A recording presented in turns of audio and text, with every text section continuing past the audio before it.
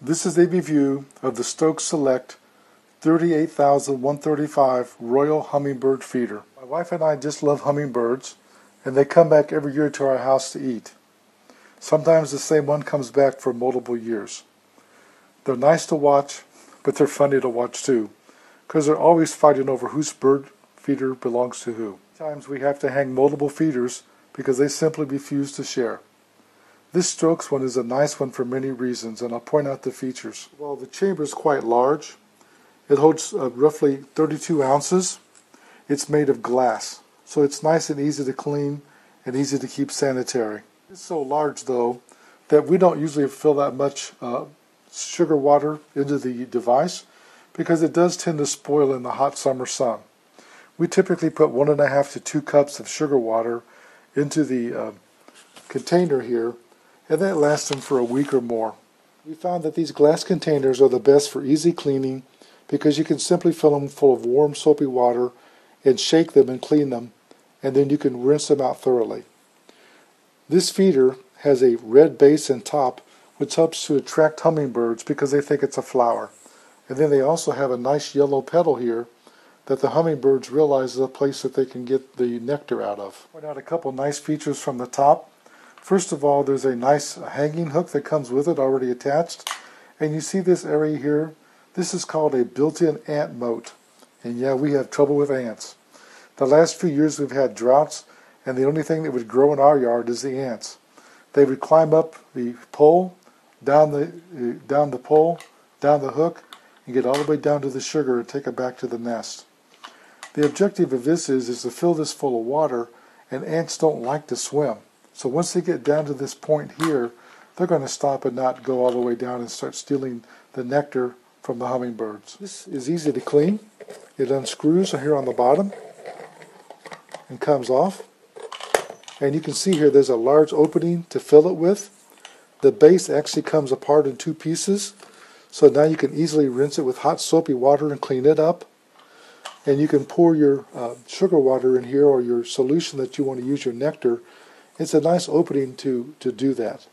Like I said, this is glass, easily cleaned, and it makes a nice clean surface that you can always make sure it's sanitary. You gotta remember, when the sugar water is hanging outside in the hot sun, it can spoil and get bacteria in it, and we wash ours quite often.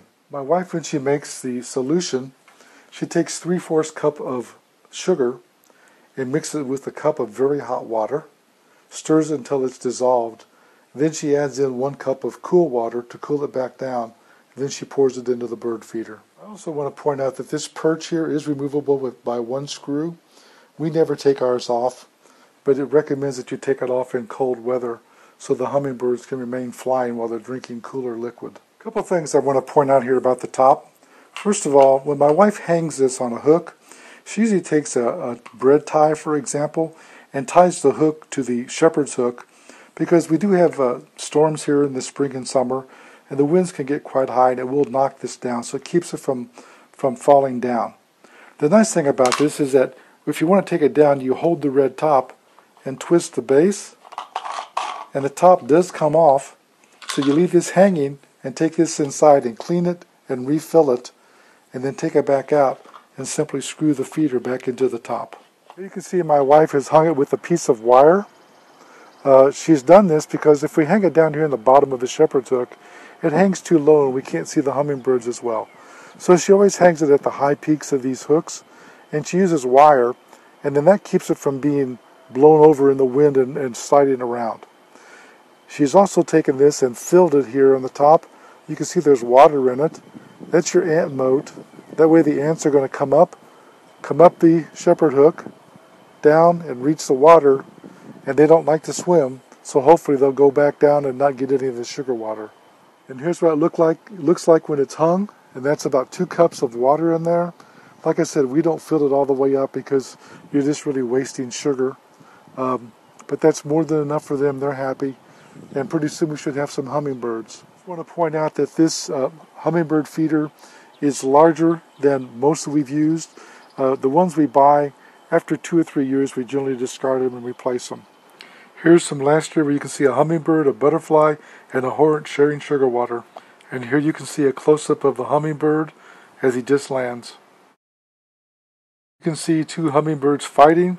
We've had upwards of 3 or 4 fighting at the same time over the same feeder. They simply refuse to share. My wife likes this a lot. We're anticipating good success with the ant moat. We'll let you know in the written review what happens.